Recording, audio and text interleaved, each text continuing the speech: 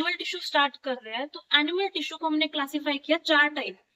अब ये 4 टाइप में हमने किस बेसिस पे क्लासिफाई किया, उनका ओरिजिन क्या है, उनकी सेल की शेप क्या है, सेल का फंक्शन क्या है। अब ग्रुप ऑफ सेल्स जिनका सिमिलर स्ट्रक्चर है और एक कॉमन पर्टिकुलर फंक्शन परफॉर्म कर रहे हैं तो टिश्यू है। अब हमने टिश्यू को क्लासिफाई किया एनिमल टिश्यू को 4 टाइप में on what basis, origin, structure and function. तो जो हमारी 4 एनिमल टिश्यू कौन कौन से, epithelium tissue, connective tissue, muscular tissue and nervous tissue. अब ना ओरिजिन, ओरिजिन का मतलब क्या है, इस कंसेप्ट को ध्यान से समझना। हम क्या जानते हैं कि जब हम मदर वूम में थे हमारी स्टार्टिंग हुई सिंगल सेल से, डेट इज जाइगोट। जाइगोट से हम सबकी स्टार्टिंग हुई। जाइगोट होता है यूनिसेलुलर, एक सिंगल सेल होता है, वन सेल। अब जाइगोट आगे डिवाइड करता है, सेल डिवीजन करता है, माइटोसिस करता है, और सेल्स बनाते हैं। तो क्या होता है मदर वूम में जब थर्ड वीक की बात हो रही है, 9 मंथ का प्रेगनेंसी पीरियड होता है ना, तो थर्ड वीक के अंदर 3 लेयर बनने, गैस्ट्रुलेशन स्टार्ट होती है।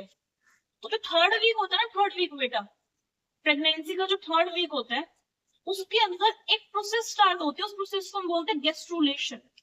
GASTRULATION।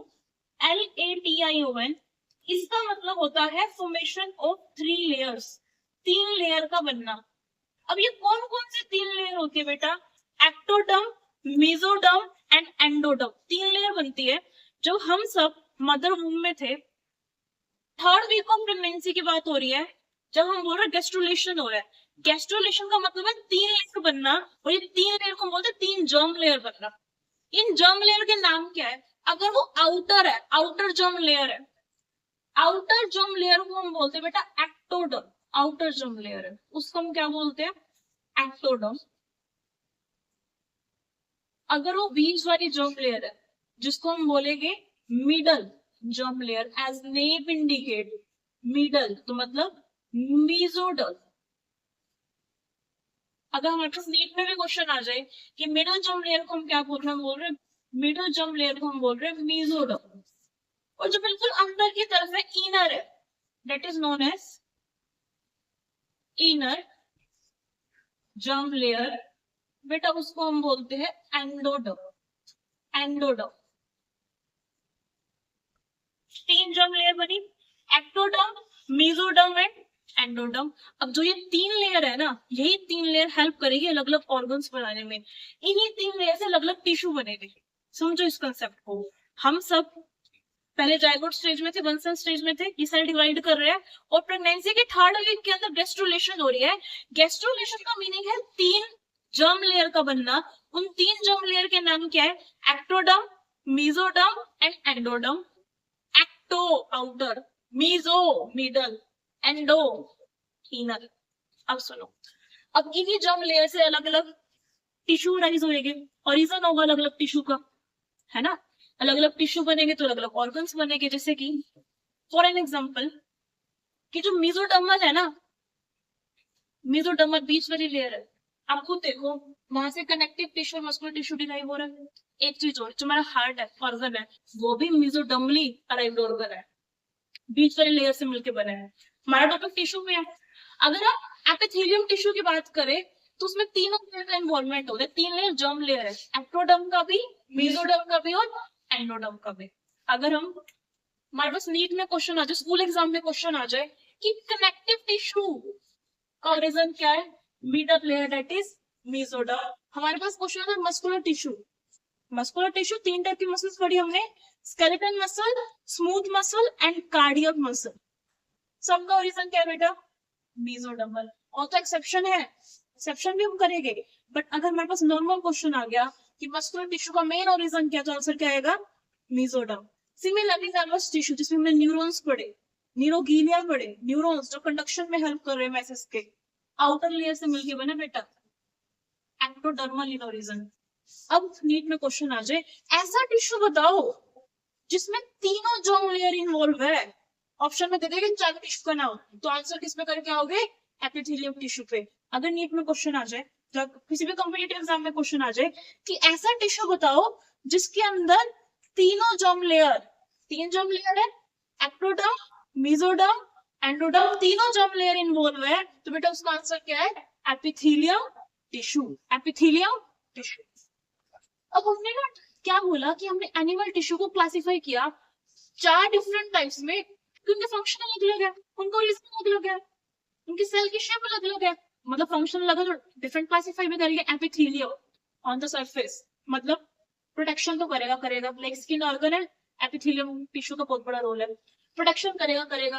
एब्जॉर्प्शन, जैसे कि हमारी इंटेस्टाइन में माइक्रोविलाई है, एब्जॉर्प्शन का काम करिए, एपिथेलियल टिश्यू की एक्सटेंशन है। सिक्रीशन, क्या होता है, हमारे पास ना ग्लैंड्स होते हैं, एंडोक्राइन ग्लैंड, एक्सोक्राइन ग्लैंड, तो वो होता है, एक होता है ग्लैंडुलर एपिथेलियम टिश्यू, मतलब जो एपिथेलियम टिश्यू ग्लैंड्स में कन्वर्ट होएंगे। 2 टाइप के ग्लैंड है, कौन कौन से, एंडोक्राइन और एक्सोक्राइन, जो हार्मोन्स और एंजाइम्स रिलीज कर रहे हैं। एंडोक्राइन ग्लैंड हार्मोन्स बनाता है, जैसे ग्रोथ हार्मोन, हाइट बढ़ाने वाला, याद आ रहा है। Pituitary gland growth hormone release करता है, इंपॉर्टेंट है ये।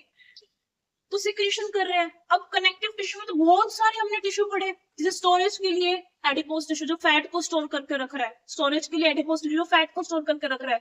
इम्यूनिटी के लिए हमने पढ़े व्हाइट ब्लड सेल, इवन जब हमने ब्लड टॉपिक किया तो हमने बोला प्लाज्मा और ब्लड सेल्स। प्लाज्मा के अंदर एंटीबॉडीज पढ़ी थी हमने, एंटीबॉडीज जो क्या प्रोवाइड कर रही थी हमें, इम्यूनिटी। हमारी बॉडी का स्केलेटन सिस्टम जिसके अंदर बोन्स आ रही है, हमें सपोर्ट प्रोवाइड कर रहा है, प्रोटेक्शन प्रोवाइड कर रहा है, स्ट्रक्चर फ्रेम को प्रोवाइड कर रहा है। तो कनेक्टिव टिश्यू के अंदर जितने भी एग्जांपल्स है, चाहे वो टेंडन है, चाहे वो लिगामेंट है, बोन है, लिम्फ है, ब्लड है, इन सबके मेजर फंक्शन है ना, बहुत सारे फंक्शन। एक क्वेश्चन और, जो सबसे ज्यादा मोस्ट एबंडेंट टिश्यू आ जाए, मोस्ट एबंडेंट टिश्यू आ जाए अगर कॉम्पिटिटिव एग्जाम में, तो आंसर आएगा कनेक्टिव टिश्यू। हाँ जी, सबसे बड़ा ऑर्गन कौन सा, लार्जेस्ट ऑर्गन आ जाए तो आंसर आएगा स्किन। लार्जेस्ट सेंस ऑर्गन भी स्किन है, लार्जेस्ट ऑर्गन भी स्किन है, largest tissue connective tissue, largest tissue connective tissue, largest gland liver, largest gland liver. अब ना मैंने अभी जस्ट एक वर्ड यूज किया कि ना 2 टाइप के ग्लैंड होते हैं, एक एंडोक्राइन ग्लैंड, एक एक्सोक्राइन ग्लैंड। हाँ, लार्जेस्ट खाली ग्लैंड अगर लिखा हुआ आ जाए तो लीवर, लेकिन अगर वर्ड आ जाए लार्जेस्ट एंडोक्राइन ग्लैंड तो होता है थायराइड ग्लैंड, जो थायरॉक्सिन रिलीज करता है। एंडोक्राइन ग्लैंड कौन सा, लार्जेस्ट थायराइड ग्लैंड। अब हम आते हैं back to topic. Muscular tissue में जो डर रहे हैं रीजन है, हम चल रहे हैं, वॉकिंग रनिंग, हमारी मसल्स इन्वॉल्व है ना, हार्ट काम कर रहा है, कार्डियक मसल इन्वॉल्व है, कॉन्ट्रैक्ट कर रहे हैं, रिलैक्स कर रहे हैं।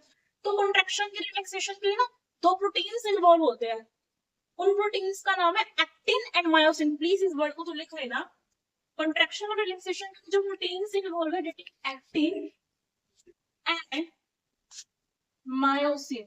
अब देखो, ये प्रोटीन की हेल्प से क्या हो रहा है, कॉन्ट्रैक्शन हो रहा है, जो कॉन्ट्रैक्शन रिलैक्सेशन हो रहा है तभी हम वर्क कर पा रहे हैं। Skeletal muscle help in movement, cardiac muscle heart की मूवमेंट में काम कर रही है, इवन स्मूथ मसल्स हमारे ईसोफेगस के अंदर, स्मॉल इंटेस्टाइन के अंदर है, वो भी मूवमेंट में हेल्प कर रही है ना, फूड की मूवमेंट में। फूड पाइप की मूवमेंट होती है पेरिस्टाल्टिक मूवमेंट, मसल से तो हेल्प करती है बेटा।